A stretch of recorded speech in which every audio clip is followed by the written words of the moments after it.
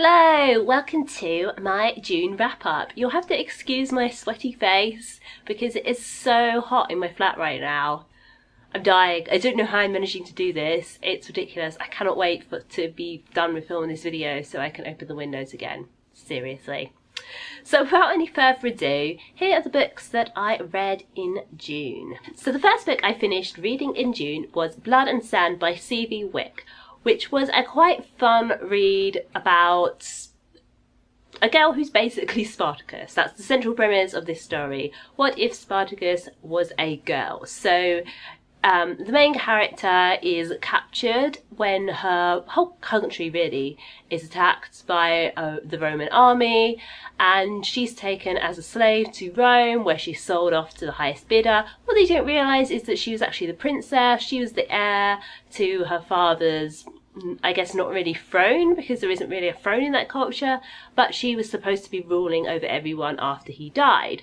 And if they'd known that, they probably would have killed her instead of making her a slave. So she's got this big secret, and at the same time she's got this kind of quest for revenge going on. But then she finds herself being torn because she makes some kind of emotional allegiances that she wasn't expecting to make, and she finds other people who are in a similar situation to her, and everything gets more complicated from there. I really enjoyed this. I didn't love it, but I am really curious to see what happens next, as there were a few little things that were picked up in this book which I am looking forward to seeing explored in more detail later. The second book I finished reading in June was The Electrical Venus by Julie Mayhew. This is the first book I've read by Julie Mayhew, who has written quite a few YA books, and I was really intrigued going into it because I knew it was set in a circus, and I've read a fair few circus set books. It's quite a popular setting, and I just wanted to see what this would really bring to it. I had mixed feelings about this book. I found it quite difficult to get into at first because the voice of the two main characters is quite heavily stylized, and so I found it a bit slow to get into, but once I was into it I really enjoyed it, and I really loved where it went in the end. It's about a girl and a boy who work in this kind of shoddy, not very good circus, which mostly runs by conning people into placing bets on a fight which is, well, you know, all for show really. And the main girl dreams of becoming the star of the show herself. She's really worried about her future, what will happen to her, because her act isn't very good. She has a trained pig who just isn't very good at being a trained pig, and a talking parrot who says the wrong thing at the wrong time, and she's really anxious about what will happen to her. Then along comes this man who has this kind of electrical equipment that can make all these weird and apparently magical things happen, and she gets taken under his wing. But her best friend, the main boy in the story, the other narrator, isn't very happy about it. And their lives kind of go off on separate paths and then come back together and then go separate again. It was really fun and I would recommend it. The next book I finished was Talon by Julie Kagawa. I listened to this on audiobook. I just wanted something that would be easy to follow along with. I had a craving for dragons, so I thought, why not give it a go. There were some things I really liked about this book. I liked the evil conspiracy. There's an evil conspiracy, basically. That is most of the plot. So the main character is a girl who is a dragon. She's grown up totally isolated from the rest of the world, and now she's kind of in a summer placement where she has to prove that she can blend in with humankind, in order to become an adult dragon essentially, and to be given her place in their society. But things aren't what they seem, and there are some dragon hunters, and one of the dragon hunters and she kind of fall in love with each other, and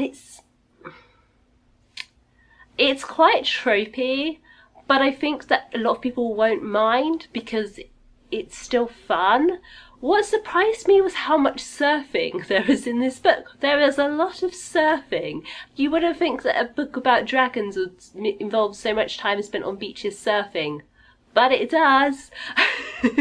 Almost to the extent I think that this book should really be advertised more as a holiday read rather than a dragon book. I'm not sure if I'm going to continue with this series, to be honest. There was some stuff that intrigued me, but I just didn't really care about the romance aspect of that book, and it is very much really a romance rather than anything else.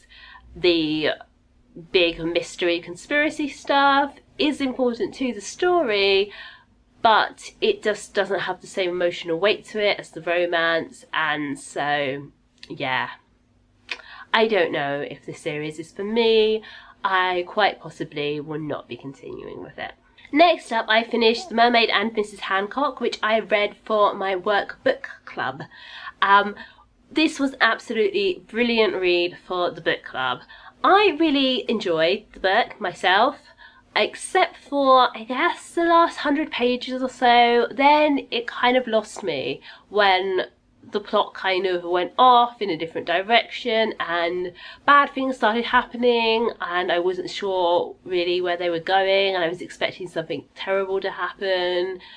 And yeah, I just kind of had mixed feelings about the ending and the way those last 100 pages went. But it was a really brilliant book to discuss at book club. Essentially, it's set in Georgian London. The main character is a merchant who lives in Deptford, and one day one of his merchant ships is lost, but the captain comes back with a mermaid for him, and he doesn't know what to do with this. Mr. Hancock is not the kind of man who knows what to do with a weird and wonderful creature, how to put it on display, but he throws himself into it, and he finds himself getting the attentions of various people who bring him into contact with a young woman who used to work at a brothel, then became the kind of kept woman of a member of the aristocracy, but then he died and didn't leave her anything in his will. So she's kind of on her own again, just her and her servant, and she's doing various bits of work, and he just gets really taken with her. I have to say that the part that I found the least convincing about this book was the romance, because Mr. Hancock just becomes obsessed with Angelica, and you don't really know why. He's just really into her, and I think as they get to know each other later on in the book, it becomes a bit more believable. But at first, I was just like, oh, why is he so obsessed with her? But there are many other aspects of the book which I found really compelling and interesting. I think it's a book that's mostly about class.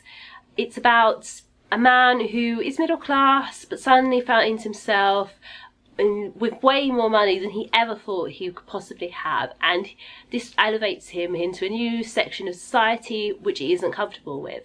And similarly, Angelica, she was very poor before she was found by the brothel madam who takes her in and trains her up, and now she's become accustomed to a certain lifestyle and has a certain reputation that she just kind of has to play along with, but she doesn't really know how to navigate it, especially as she's getting older and she's kind of losing her market value in her trade. I would very much recommend this book because it gives food for thought as well as being a really enjoyable read. The next book I finished reading was another dragon book, The Last Namsara. Isn't this edition beautiful? Stevie over at Sable Court sent me this because she works as a publisher. I had originally been offered a proof copy, but I hadn't heard much buzz about it at the time. And then she did a video just talking about this book, and I thought, oh no, I really regret not having asked for that now. This sounds amazing, just my sort of thing. And then I saw her at an event and I mentioned this, and she was like, I'll send you a copy. And then she sent me a copy the very next day, and it came, and I'm so happy because I loved this book. It was just great. I devoured it pretty much all in one day, and it's not a short book. It's about a girl who is the daughter of the king, and her whole life has been about slaying dragons. So she made a mistake when she was a little girl that she spent the rest of her life paying for. And one of the other ways in which she's paying for it, besides slaying dragons, is that she's being betrothed to this guy who she really, really hates and doesn't want to marry. So when her father says to her, I've got an out for you, you don't have to marry this guy if you slay this one really big, really important dragon, she is like, yep, I'll do it no matter what, I'm going to do it. But then things get in her way and everything doesn't go to plan. And I loved the dragons in this story. They're fearsome, they're not to be trifled with, but they love stories. She lures them to her by telling them stories, and that's adorable, isn't it? There's nothing more adorable than a magical creature who loves stories. So I would thoroughly recommend this book. I really, really enjoyed it, and I am very much looking forward to the next in this series. The next book I finished reading is one I've been working on for several months now. It's The One Archive, which I have had as my breakfast book. I always have a non-fiction book on the go, and I read a few pages of it over breakfast, and I found this book perfect for it. It's essentially a collection, a best of, from the journal Worn. So it was a fashion journal about fashion history, it's clothes ordinary people wear, interviews, photo shoots, and this is a compendium of bits and pieces from, I think, the first, does it say how many? It must say how many.